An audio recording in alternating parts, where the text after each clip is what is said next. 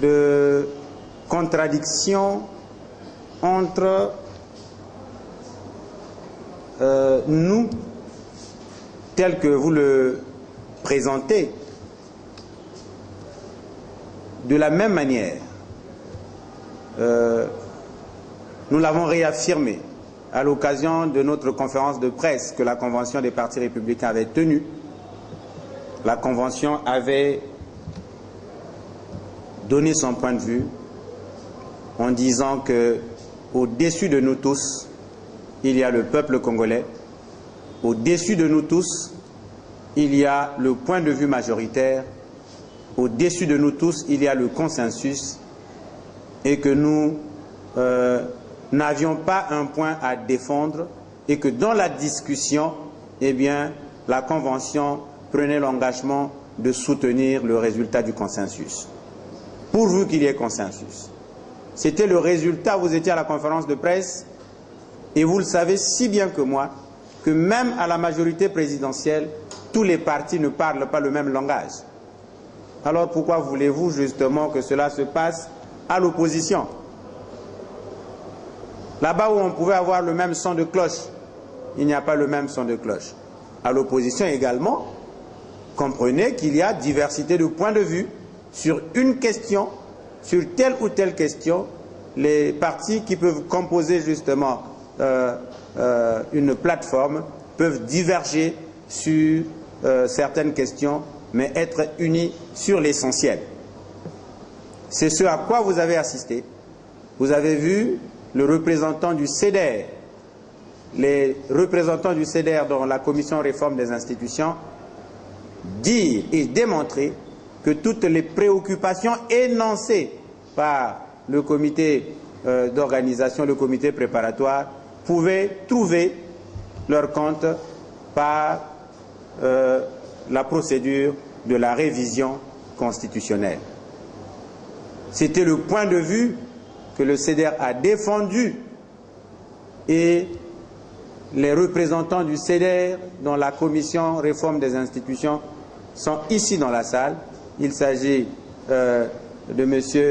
Hervé Séraphin Ika, ici à ma droite, et M. Etou Guy Benoît, qui étaient dans cette commission, qui ont démontré comment on pouvait intégrer ces points par le moyen de la révision. Voilà le point de vue que le CEDER a amené au dialogue. Certains participants du CNR, membres de la Convention, ont défendu le non au changement de la Constitution et vous étiez là. Vous comprenez qu'il y a en politique, il y a la logique. On fait la politique avec le cœur et la tête, certes. Vous savez très bien que depuis toujours, depuis que la Constitution du 20 janvier 2002 avait été votée, certains acteurs politiques s'étaient levés à cette époque, dont les leaders que vous citez, le président Nik Fila et le président Mizidi. Ils avaient dit à l'époque que cette Constitution n'était pas bonne, qu'il fallait... elle n'était pas bonne sur toute la ligne. Et donc, ils n'ont pas voulu se dédire. Nous avons toujours dit qu'elle est mauvaise, et voilà que j'ai l'occasion de la changer. Qu'est-ce que je fais? C'est à vous de dire ouvertement qu'enfin, mon frère, tu as raison. Tu avais raison à l'époque, nous on n'avait pas compris, et qu'on te comprend tard. C'était le point de vue justement. Je n'ai pas reçu mandat du président Nik Fila pour parler en son nom, ni reçu mandat du président Mizidi pour parler en son nom, mais en tant que membre de la Convention, je sais qu'il est constant dans son point de vue et il a voulu être constant. Donc il n'y a pas eu de cafouillage, il n'y a pas eu de cacophonie, il n'y a pas eu de flou. Il y a eu clarté. Il était candidat au présidentiel. Il avait déjà dit, vous l'avez écouté, donc justement on a réécouté les discours des anciens candidats au présidentiel. On a réécouté. Et il a réaffirmé, il a dit, je suis rationnel, je suis logique, je ne peux pas me dédire. Je ne peux pas dire le contraire de ce que j'avais dit. Et il est constant dans son point de vue. Et il a souhaité que tous ceux qui avaient dit la même chose aussi soient constants sur cette question. C'était son point de vue. Donc, c'était une façon pour nous de dire qu'il n'y avait pas de quiproquo, il n'y avait pas de cacophonie. Les partis de la convention de l'opposition qui étaient partis là-bas, tous n'avaient pas le même point de vue, certes, sur cette question précise, mais sur les autres questions, nous étions unis. Et si nous n'étions pas unis sur cette question, au bout du compte, ce qui nous intéresse, c'est le point de vue qui se dégage à la fin de la discussion au moyen du consensus. Voilà ce que l'on peut retenir à ce niveau-là. Alors, lorsque vous conduisez une voiture et que votre voiture est en train de patiner sur du sable, en réalité, on ne freine pas, on accélère. Ce n'est pas parce que vous avez connu un échec que vous allez arrêter de réfléchir comment mieux aller de l'avant. La science évolue par erreur corrigée. Chaque fois que vous avez la possibilité de corriger, il faut vous asseoir pour corriger, pour prétendre aller de l'avant et mieux faire. Ce n'est pas parce que il y a certaines conclusions de Dolizy qui n'ont pas été réalisées que l'on peut décider de l'inutilité d'un dialogue supplémentaire ou d'un énième dialogue. Non, il faut au contraire dialoguer et toujours dialoguer, et au bout du compte, ce qui était difficile, vous allez l'obtenir. Je vous assure, lorsque nous sommes allés à Dolizy, personne, en tout cas personne ne savait qu'on devait revenir avec la moisson que nous avons ramenée. Tous ceux qui partaient à Dolizy étaient partis pour Assibiti. Non, je parle d'abord de Dolizy. Tous ceux qui étaient partis à Dolizy étaient partis pour valider la révision des listes électorales, et vous étiez témoins. Nous n'étions pas nombreux, nous étions minoritaires. Vous avez vu comment nous avons travaillé d'arrache-pied pour arracher le recensement administratif spécial. Donc personne ne savait que ça pouvait être gagné. C'est au bout de la discussion. Et là, nous sommes allés à Sibiti. Personne aussi ne savait. Vous avez vu, les documents ont été rendus publics. Vous avez vu les souhaits du comité préparatoire qui peuvent être considérés comme la volonté du pouvoir. Mais à partir de ce moment-là, la minorité qui était là aurait pu valider pour dire oui. Mais si nous n'étions pas nombreux, ce n'était pas pour nous un argument. Nous avons dit le nombre ne compte pas, c'est la force de l'argumentation. Si nous avons un argumentaire qui est conséquent, qui est cohérent, qui est convaincant, eh bien, nous allons en faire entendre raison. Nous serons compris et nos amis vont comprendre que voici la bonne voie. Le président nous a demandé de réfléchir comment organiser au mieux, comment mieux organiser nos scrutins. Donc ajouter en plus pour maximiser la fiabilité, pour maximiser la transparence, pour qu'il n'y ait pas de contestation, mais toujours dans la paix. Nous avons réfléchi et on a ajouté ce mieux. Et si on pouvait dire que telle conclusion de telle concertation n'a pas été mise en œuvre, mais le point a été fait. Le point a été fait de la mise en œuvre des conclusions de Dolizy. Et ce point de la mise en œuvre des conclusions de Dolizy fait ressortir sur 13 recommandations, 4 qui n'ont pas été mises en œuvre. Et donc, ce qui justifie ce nouveau dialogue pour dire, eh bien, pour quelle raison telle résolution, telle conclusion n'a pas été mise en œuvre, qu'est-ce qu'il faut faire justement pour la mettre en œuvre? Et c'est pour ça justement que nous avons réaffirmé ce qui n'avait pas été mis en œuvre dans la biométrie. Dans la biométrie. Donc, il faut toujours ce que toi tu peux obtenir par ton coup de poing, quelqu'un d'autre peut l'obtenir par la parole. Ce qui fait la différence, c'est les méthodes d'approche, c'est les méthodes de travail, les méthodes de fonctionnement. On peut avoir le même objectif, mais on n'a pas les mêmes méthodes pour parvenir à cet objectif. Et c'est ce que nous nous évertuons à faire justement, que grâce à la force de la conviction, grâce à la force de la parole, grâce à la force argumentaire, on peut faire fléchir quelqu'un qui était justement vers une déroute.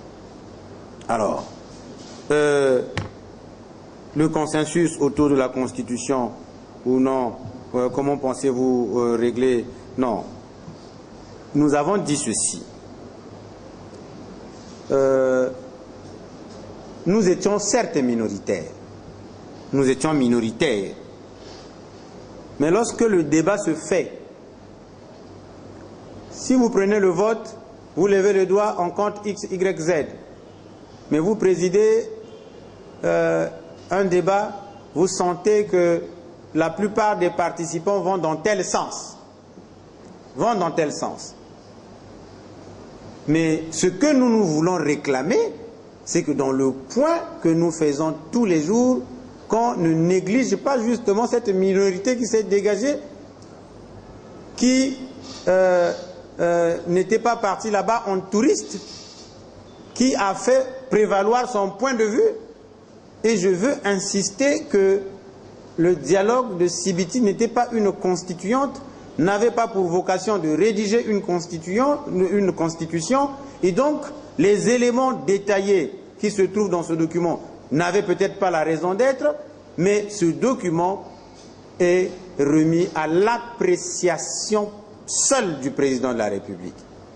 C'est au président de la République de dire qu'une tendance a dit ceci, une autre tendance a dit cela, une troisième tendance a dit ceci, alors en connaissance de cause et en toute conséquence, je décide ceci. Mais ce n'est pas le dialogue de Sibiti qui doit dire allons au changement de la Constitution, allons au référendum ou allons... Non. L'ordre de mission ou la feuille de route était claire. Et même le rapport dit on transmet au président de la République pour toute fin utile. C'est peut-être pas l'expression qui a été utilisée.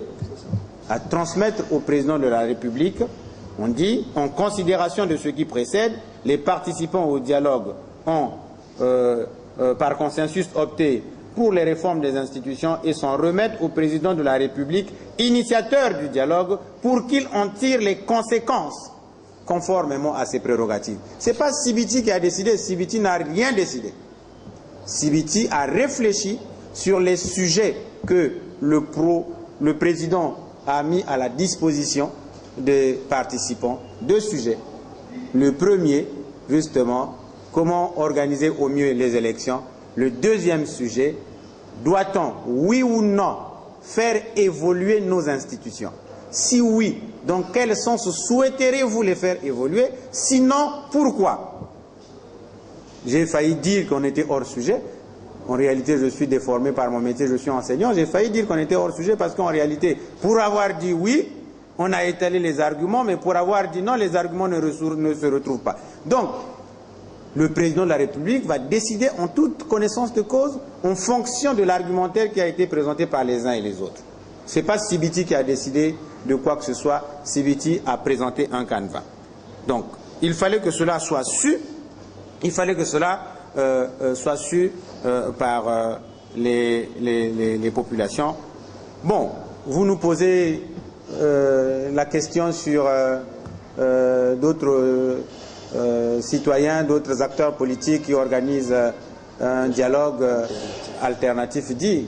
Bon, je ne sais pas si je peux m'exprimer à ce sujet, mais la seule chose que je peux savoir, c'est que nous étions à Sibiti. Le dialogue de Sibiti a été convoqué par le président de la République. Il a été convoqué par le président de la République et les conclusions lui ont été transmises. C'est la seule chose que moi je puisse savoir. C'est le seul dialogue que je connais que le président a convoqué. Bon, maintenant, si le président a convoqué un autre dialogue, nous n'en avons pas l'information. S'il y a un autre dialogue qui s'organise, nous n'en avons pas l'information. Le président a fait un dialogue à Sibiti, nous avons participé, nous sommes revenus, nous avons transmis les conclusions au président de la République. C'est le moins que l'on puisse dire à ce stade du développement de la question.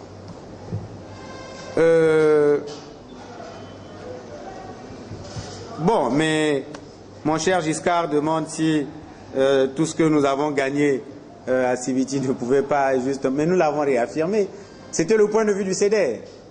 C'était le point de vue du CEDER. Le CEDER a pensé que tous les points qu'on avait énumérés pouvaient justement être gagnés par le mécanisme de la révision. Nous l'avons gagné. Mais le statut de démocrate que nous exigeons tous les jours, mais la démocratie a un péché, a un mignon défaut qu'il faut malheureusement supporter. le défaut mignon de la démocratie, c'est que la majorité a toujours raison. Le mignon défaut de la démocratie, et ça, si nous ne l'intégrons pas dans nos mœurs, c'est dangereux pour la démocratie. Nous sommes 10, nous sommes 20 dans notre parti politique. Il arrive justement que je sois minoritaire dans les débats que nous faisons au bureau exécutif national. Mais si vous êtes 10, 20, 15, vous êtes 30 ou 50, vous faites une discussion et que dans la discussion vous êtes 3 dans un sens et 47 dans tel autre sens. Les règles élémentaires de la démocratie voudraient justement que les 3 vous puissiez vous plier. Mais ce n'est pas pour dire justement, vous n'avez pas oublié que vous avez votre point de vue, que vous avez défendu corps et bec et ongle, mais un autre point de vue a triomphé, et c'est cela la démocratie. C'est cela la démocratie. Si on ne comprend pas que c'est cela la démocratie n'a pas pour mission essentielle de créer l'unanimité. Au contraire, la démocratie a pour mission essentielle de cristalliser ces différences, de faire de telle sorte que la liberté aidante, que les points de vue soient divergents, et à partir de cette différence, à partir du choc des différences, que nous ayons la lumière. C'est ça le plus important en démocratie. Mais si nous travaillons à ce qu'on crée l'unanimité, ben, on va revenir au monopartisme, on va revenir à ceci ou à cela. C'est pour ça justement que lorsqu'il y a plusieurs sons de cloche dans un pays, c'est le signe de la vitalité d'une démocratie. C'est pour dire que nous avons bel et bien la démocratie dans notre pays parce que chacun a la liberté de dire ce qu'il pense, et le cas échéant, nous l'avons, nous le vivons. Nous le vivons aujourd'hui, chacun va dans tous les sens, chacun dit ce qu'il pense, sans être inquiété, je le suppose. Donc moi, je pense que la démocratie n'a pas pour mission de créer l'unanimité. La démocratie n'a pas pour mission justement de créer l'unité autour d'un seul point de vue. Au contraire, elle a pour mission essentielle de créer les différences. Et c'est grâce à la différence, c'est très important, s'il vous plaît, la tolérance dans cette différence. Accepter la coexistence pacifique, accepter la différence, comprendre que l'autre est différent de moi, il peut penser autrement que moi, et tolérer de vivre avec lui dans cette différence. C'est ça qui est dur, c'est ça qui est difficile. C'est pour ça que nous ne supportons pas la cohabitation, parce que la différence, nous ne la tolérons pas. Nous ne la tolérons pas. À partir du moment où on peut tolérer la différence, on peut penser que notre démocratie vit et chouit son petit bonhomme de chemin. Bon, je dis encore que la minorité des opposants qui étaient à Sibiti, vous avez dit qu'ils étaient partis pour cautionner, pour valider. Je dis, ils n'étaient pas partis pour cautionner, pour preuve. Et c'est ça justement l'intérêt de ce point de cet échange. Pour preuve, vous avez vu que le rapport a fait ressortir leur point de vue. Donc ils n'étaient pas partis là-bas pour dire, pour cautionner seulement le point de vue de la majorité.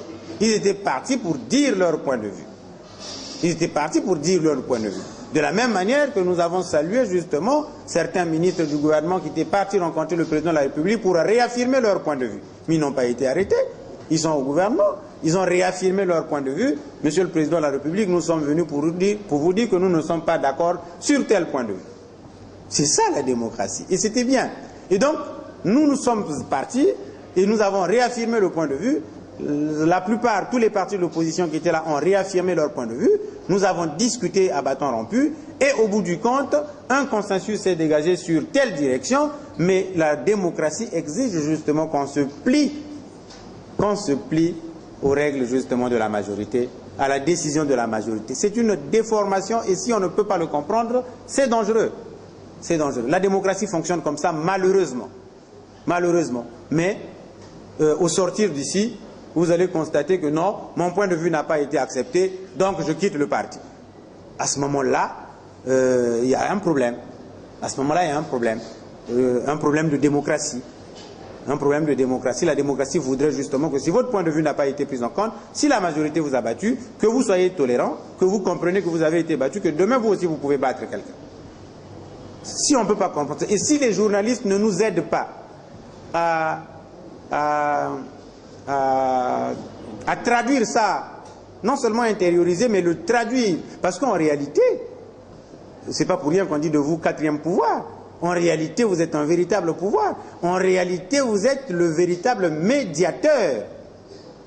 C'est pour ça qu'on vous appelle les médias. Vous êtes le véritable médiateur entre les acteurs et les bénéficiaires. Vous êtes les véritables médiateurs. Donc, la courroie de transmission entre les politiques, les acteurs politiques ou économiques et les populations bénéficiaires. Mais nous constatons malheureusement que des 3 missions dévolues aux professionnels de l'information, 2 seules sont souvent exécutées, c'est-à-dire l'information, on la donne, vous informez, la distraction, on la donne à gogo, mais l'éducation, apparemment, on ne s'accroche pas. On ne s'accroche pas. Donc, on invite justement les amis de la presse de penser aussi à cette vocation que vous avez, sous votre pouvoir à l'exercer, l'éducation, la conscientisation. Grâce à vous, le peuple comprendra que, évidemment, il y a eu beaucoup de choses qui ont été gagnées. Je crois que j'ai répondu globalement à toutes les questions. Le collègue de ESTV qui a pensé qu'il voulait avoir notre point de vue sur les détails qui se trouvent dans la Constitution, nous avons dit qu'on ne peut pas faire ce débat-là aujourd'hui parce que CBT n'avait pas pour mission de rédiger les détails d'une Constitution. CBT avait pour mission de réfléchir sur un sujet, donner une orientation, et le président de la République, en toute connaissance de cause, pouvait donc décider. Est-ce qu'il faut s'excuser pour avoir dit que l'opposition était vainqueur? Non, je voudrais quand même me faire comprendre. Vous avez raison. Au bout du compte, c'est le peuple congolais qui gagne. C'est le peuple congolais qui gagne. Si nous avons des avancées à chaque moment, ce n'est pas la victoire d'un individu, ce n'est pas la victoire d'une coalition, ce n'est pas la victoire d'une composante. C'est la victoire du peuple congolais qui gagne en paix, qui gagne en prospérité, qui gagne en bonheur, qui gagne en tout. Nous avons voulu seulement, et je souhaiterais qu'on le comprenne, nous avons voulu seulement dire que les préoccupations de l'opposition ont été prises en compte grâce à leur bataille. Hein, s'il vous plaît, avec les guillemets, comprenez ça comme ça. Ce n'est pas que nous avons écrasé la majorité présidentielle, comme dit notre collègue de Télé Congo. Non, je souhaiterais que vous puissiez retirer ça. Il ne s'agit pas d'écraser une composante, il ne s'agit pas de vilipender, de lapider ou de chicoter, non. Il s'est agi d'un débat constructif, il s'est agi d'un débat fructueux, et nous nous sommes rendus compte, au bout du compte, que les préoccupations de l'opposition ont été prises en compte. Pourquoi j'ai dit que l'autre sujet, ce n'était pas notre préoccupation? Évidemment, l'opposition, avant le dialogue de CBT, avait dit que nous irons au dialogue strictement sur la gouvernance électorale. Voilà la préoccupation de l'opposition. Certains sont de cloche à l'opposition. La convention des partis républicains avait dit la gouvernance électorale, mais nous n'avons pas de tabou, et si les partis de la majorité présidentielle souhaiteraient justement inscrire notre sujet, eh bien, il n'y a pas de sujet tabou, on débat de tout. Il n'y a pas de sujet tabou, on discute de tout. Ça, c'était le point de vue de la Convention. Et c'est ce qui s'est fait.